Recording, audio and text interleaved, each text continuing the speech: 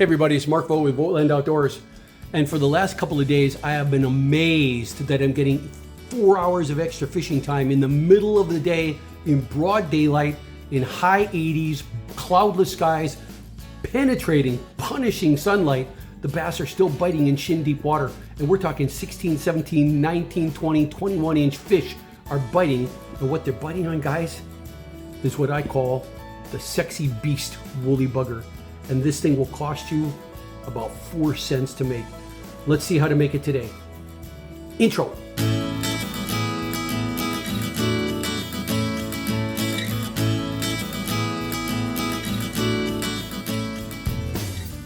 Okay, we're back from the intro, and we're talking about how to make the sexy beast woolly bugger made out of nothing but cheap tinsel stolen from some kind of a little graduation gift. I saw the tinsel at a hobby store and there was only $1. I said, honey, I'm gonna get it.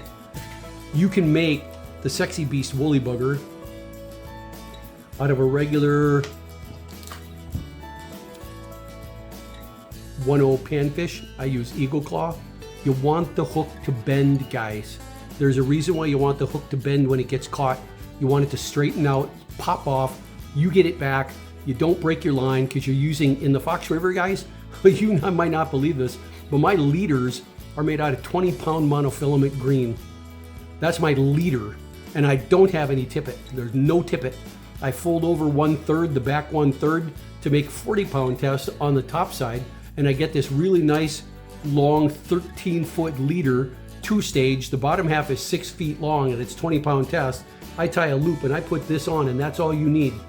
You don't need store-bought tippet. You don't need clear monofilament that's invisible, because the bass don't care.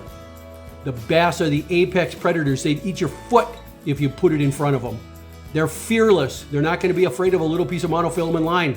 You can make this out of a panfish hook, or I couldn't find any panfish hook, so I made one out of a 32nd of an ounce jig head. Any color will do, doesn't matter. They're looking at the black. They might be looking at the eye, maybe, but all day yesterday I was pulling fish out using nothing but brass heads, which means they don't really care if there's an eye looking at them. They just care if it gets down to the bottom and goes badunka, badunka, badunka, badunka. Because when you're pulling and pulling and pulling by casting out crossways to the stream, swinging it downstream, and then letting it swing sideways, they're seeing what looks like something go sideways, and all of a sudden when you pull upstream ever so slightly, like this, that little tail twitches, bam! That's when they hit. And then they realize that it's a living critter, and these are nasty hits these things are hitting. They're hitting like they think that if they don't get it, the bass next to them is gonna go get it. They're really cool strikes on this thing, and you're gonna swing them sideways across the current, let them swing all the way down, and you're gonna start taking your time, stripping them up, letting them fall back, stripping them up, letting them fall downstream, hit the bottom, come back stream. You're covering the water everywhere, but that means you're going to hit a lot of rocks.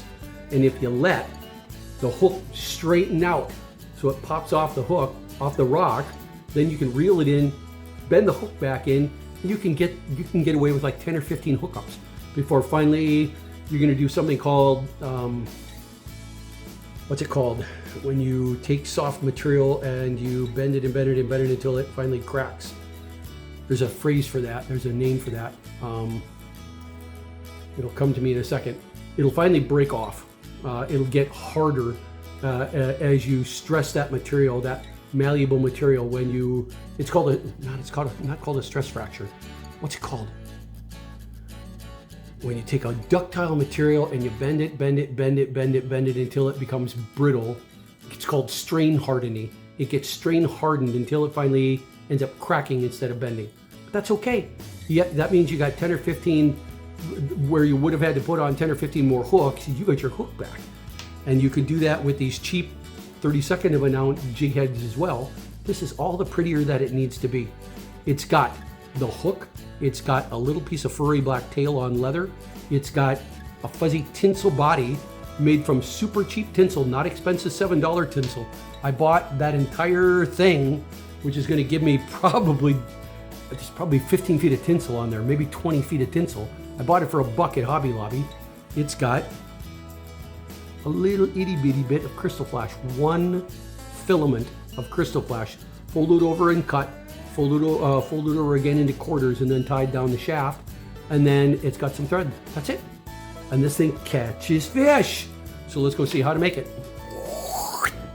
It's super easy to tie, and the bass have been just diving on it because it's made out of this plastic tinsel that looks huge in the water, but because it doesn't carry, it sheds water so well, the minute you lift it out, it feels like the only thing you're throwing is the hook, a tiny little piece of fur, and that weighted head. But you're not throwing that body. It just flies through the air, but it pushes a lot of water like this when it's going through the water, and it looks huge. You've seen it now.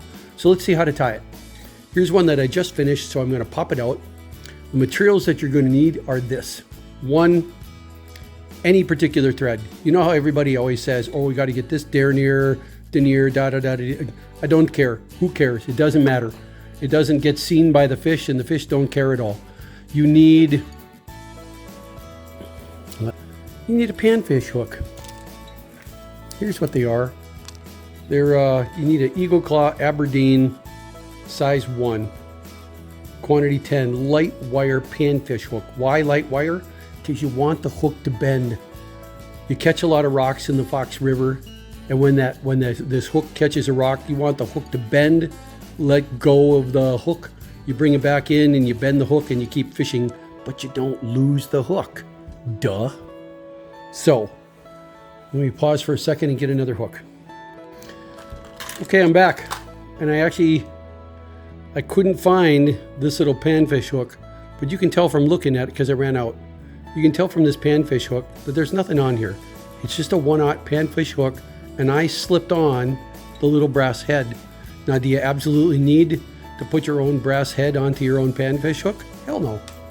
You do not need this little bead and a hook.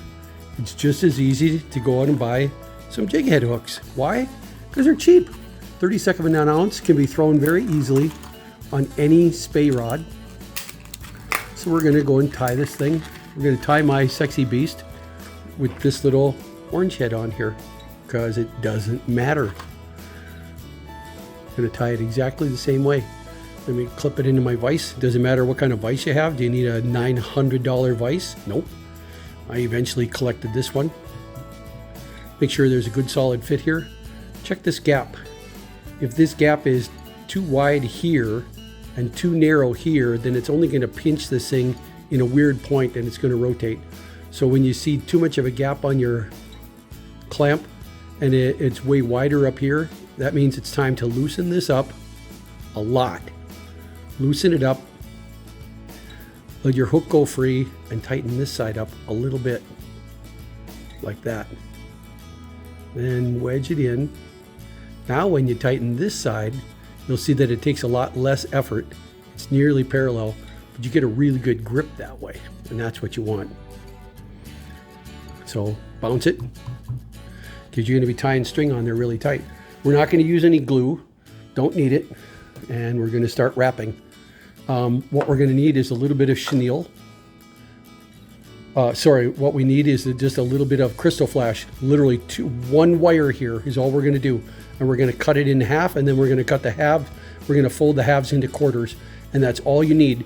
Too much chenille will drive them crazy. We need a tiny little bit of fur. This is what's going to make the wiggly tail. We're going to tie it on and then cut a little piece off about as long as your finger here, about as long as the hook from here to here. That's all the longer the tail is going to be in the back. Then I went and my wife found some kind of a decoration at the local hobby store, and I stole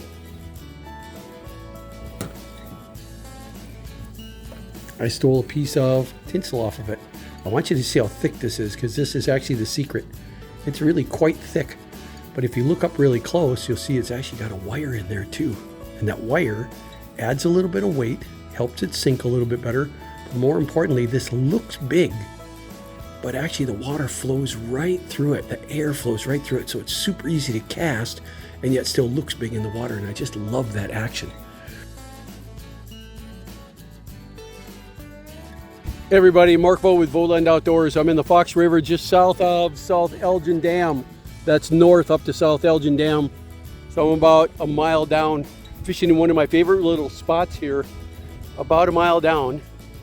And I want to tell you about this hook this recent one that I've tied that I have yet to give a name, but it's a brass-headed panfish hook, furry-tailed, a little bit of crystal flash, woolly bugger. But what's unique about it is it's made with this brilliant plastic tinsel instead of chenille. So it ends up with this really large fuzzy body, this really sparkly that picks up everything off of the water today when it's in the water, and they seem to be just digging it. It's got some of those things, those necessary requirements on the Fox River for smallmouth bass to want this.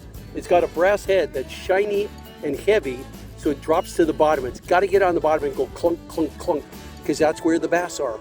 Rule number one of fishing, you got to fish where the fish are, not where the fish aren't. And if they're on the bottom looking for crayfish, that's where you got to be.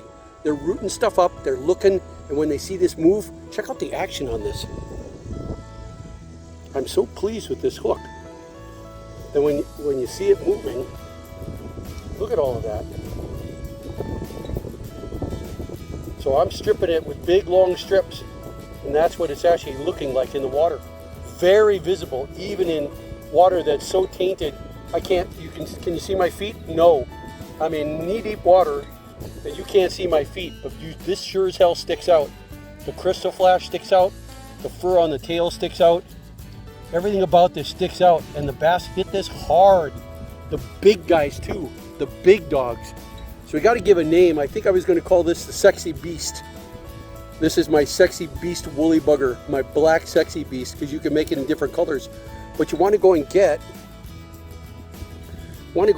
what seems to be about, if my pinky's about a ½ an inch wide, it's about, it's crystal, it's some kind of tinsel that I got at a craft store that is roughly a ½ an inch long and maybe a couple 2 millimeters wide each piece. But what's cool is, again, look in the water. This thing is actually super easy to cast, but it looks huge in the water and it moves through the water with a lot of fluid, wiggly motion, and even in a calm stream like we've got right here, it's enticing to see it coming along moving like this with that little bit of crystal flash at the end. I'm finally going to show you guys how to tie this, because I'm putting this on the cheapest little panfish hooks, like I think it was a 2/0 from Eagle Claw. So total cost of this hook, 20 cents, maybe 21 cents. I mean, next to nothing, but it is really turning in some fish. Take a look at the slides that are popping up while I'm talking. I'm pulling in anywhere from 10 to 15 inch bass today, and it's in midday when they don't like to bite. And I'm casting in right along the edge of the bank. You guys have heard me talk about the monsters are under the bed. This is one of those days when the monsters are under the bed. They're right on shore. You're not casting deep out into this deeper water. They're not there. And if they are there, they're not really hunting. They're hunting for stuff that's in here. They're hunting for the crayfish in the water that's not even knee deep. It's more like calf deep. And when I cast in, they're banging this thing hard, pounding it. It's really something. Let's fish.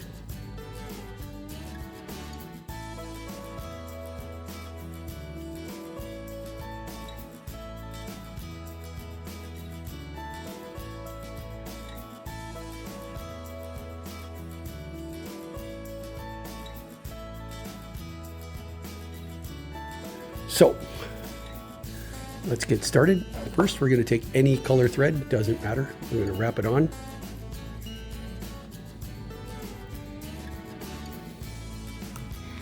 From the head all the way to the back.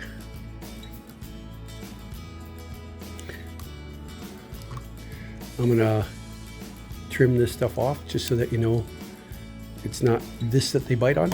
Then we're going to go and look for one little piece of crystal flash. I tried keeping track of it and keeping it all smooth and combed out and stuff. It doesn't matter.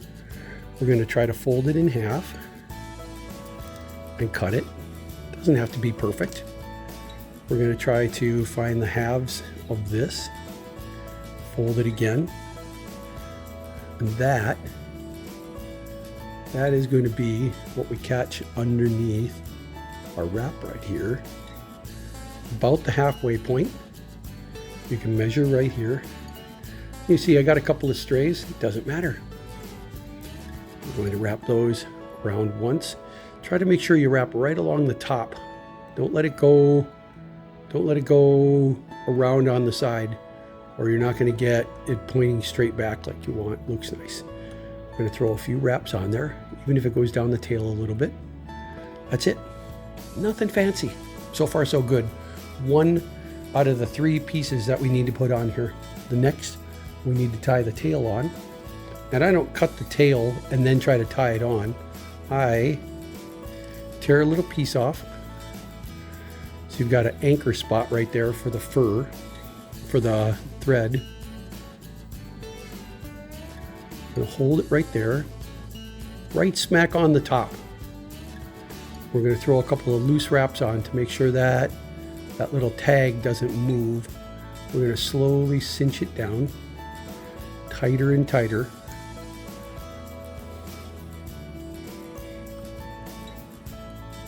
Good enough. Now we're going to measure out here.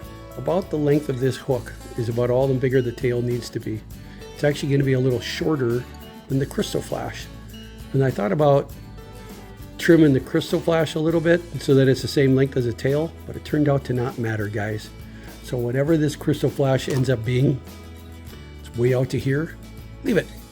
Who cares? I'll trim this one little piece off. There.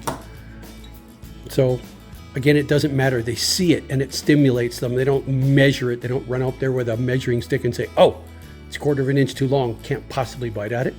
Bass aren't like that. Bass are apex predators and come in and crunch stuff. We're making this black because that's what's showing up in the river the most these days. And the next thing we're going to do is take this wire, expose a little bit of the wire right there. Going to lay that so that I can wrap a couple of wraps on this all the way around, anchor it really well down at the hook end at the turn. When it anchors well, then I'm going to bring this all the way up to the front. And I might actually tie it off right there and leave this little bit of yellow exposed.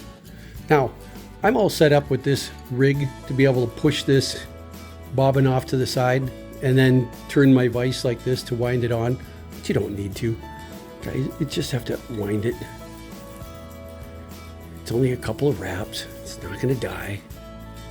We're going to go. You can put them right on top of each other. You're not seeing me try to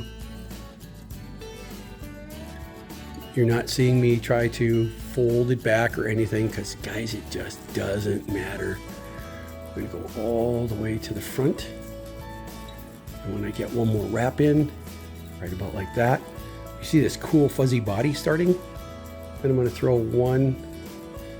You'll see that I'm going to actually catch some of that tinsel. It's going to get trapped by my wraps. Doesn't matter. Fish don't care, guys. Fish don't care. And we're going to trim it off right here. Now remember, there's a little bit of wire in there. So after you cut it, you want to try to fold that down with your thumbnail.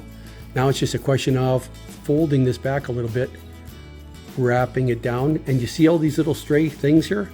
It doesn't matter. The fish actually dig it. So don't think you have to somehow make it aesthetically pleasing. Not required. You're going to see me try to wrap this down into some kind of a little silver head. What you'll also notice is I tend to not use any extra tools. So if you don't know how to do a whipping knot, go learn.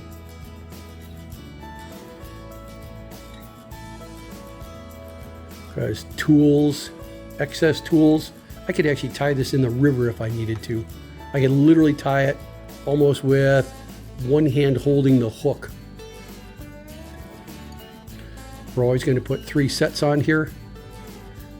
And the last one's always going to have 4 wraps. 2, 3, 4. That's what's really going to hold the thread down.